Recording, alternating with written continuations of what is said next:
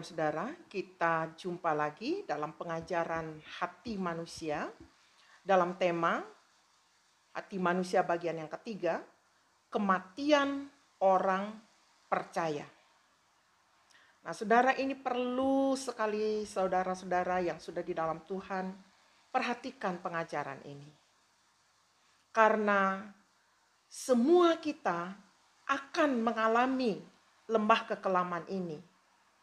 Tetapi Alkitab sudah memberitahukan kepada kita, lembah kekelaman ini seperti apa. Itu sebabnya Raja Daud katakan, Tuhan adalah gembalaku, takkan kekurangan aku. Sekalipun aku melewati lembah kekelaman, aku tidak takut bahaya, karena Engkau besertaku.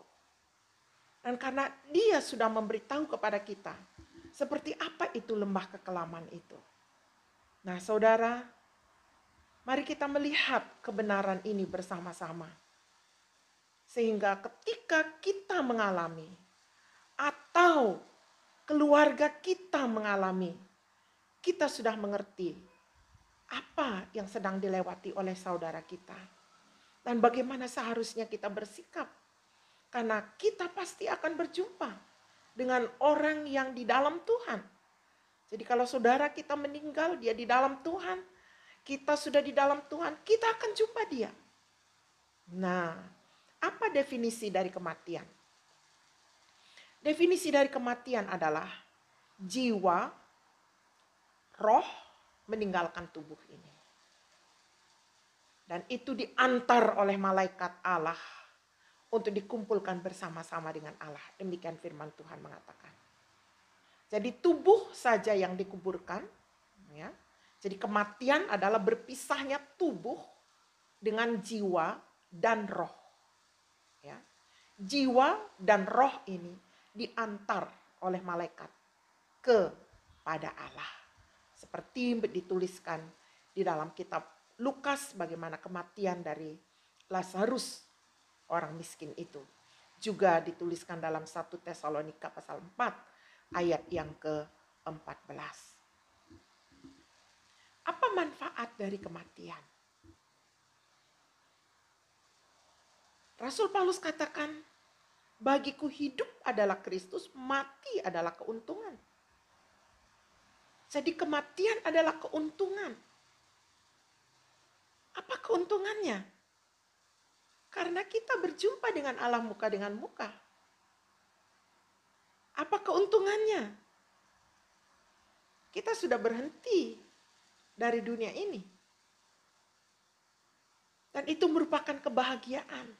Kata Wahyu 14 ayat 13. Sudah berhenti dari segala jerih lelah kita di dunia ini. Dan segala perbuatan kita mengikut menyertai kita. Dan ini merupakan kesempatan pulang kampung. Karena negeri kita memang di sorga. Di dunia ini kita orang perantauan. Kita orang asing. Ya. Dan kita adalah perwakilan Kristus di muka bumi ini. Jadi kita pulang ke negara kita. Manfaat kematian merupakan peristiwa yang sudah ditetapkan oleh Allah. Memang satu kali kita akan mati. Tapi tidak lagi menerima hukuman. Jadi kematian tubuh dalam merupakan juga penalti karena dosa dari nenek moyang kita. Tapi nanti kita akan diberikan tubuh yang baru. Nah, kapan manusia akan mati? Saat Allah memanggilnya. Jadi kalau dia panggil saya hari ini, hai Priscilla, pulang, ya saya pulang. Tidak ada apapun yang bisa menghalangi panggilan Allah. Harta, kekayaan, dokter yang canggih sekalipun tidak mampu. Jadi, dengar-dengar Jo, suara Tuhan panggil kita. Kapan manusia mati? Saat tubuh kita sudah rapuh kekuatannya. Karena ada masanya. Saya sering pakai istilah tubuh kita ada ada masa expire-nya. Jadi kalau sudah expire, sudah selesai tugasnya di bumi ini. Oke? Kapan kita mati? Sampai umur manusia, sampai batas yang sudah ditetapkan oleh Tuhan. Sepanjang-panjangnya umur manusia, ada di Alkitab 969 tahun. Itu umur paling panjang. Tapi tetap mati. Musa juga mati. Jadi sekarang ini di masa ini umur manusia ditetapkan 120 tahun. Musa meninggal itu. Paling kuat 70 atau 80 tahun. Jadi siap-siap. Oke. Saya saat ini sudah 62. Misalkan Tuhan beri 70, ya berarti 8 tahunan lagi. Saya akan menggunakan masa ini dengan sebaik-baiknya. Dan kalaupun saya sudah meninggal, saudara masih dengar pengajaran-pengajaran ini. Nah, cara-cara kematian berbeda-beda, saudara. Ada cara normal, yaitu sampai batas manusia yang sudah ditetapkan Tuhan. Ya. Kadang-kadang juga pada saat kita masih segar bugar. Tergantung Tuhan menetapkannya seperti apa. Kadang juga melalui sakit penyakit. Kadang-kadang juga saat seorang wanita melahirkan. Kadang-kadang masih bayi.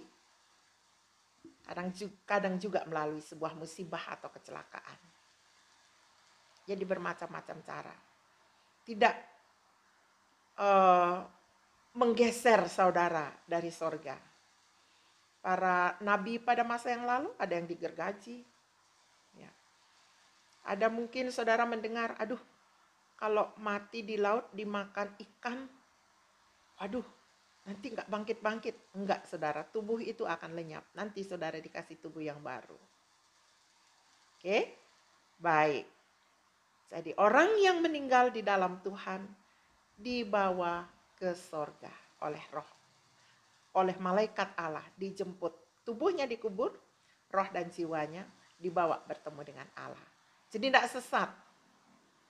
Amin saudara. Oke, nah saya berikan ringkasan siklus dari yang kita ceritakan dari tadi. Ini adalah gambaran hati manusia yang berdosa. Lalu mendengar Injil. Injil menerangi hatinya, Roh Kudus menerangi. Sehingga dia insaf dan dia menerima Kristus, diberi hati yang baru. Selama hidup di dunia diberkati. Nanti kalau meninggal, masuk sorga.